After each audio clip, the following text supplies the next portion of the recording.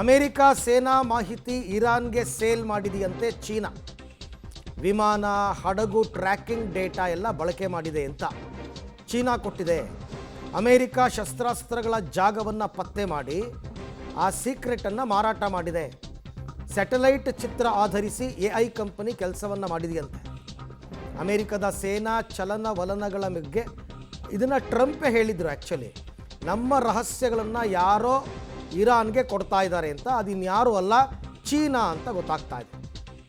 ಅಮೆರಿಕದ ವಿಮಾನಗಳು, ಹಡಗು ಎಲ್ಲವನ್ನು ಟ್ರ್ಯಾಕಿಂಗ್ ಡೇಟಾ ಮುಖಾಂತರ ಪತ್ತೆ ಮಾಡಿದ್ದಾರೆ.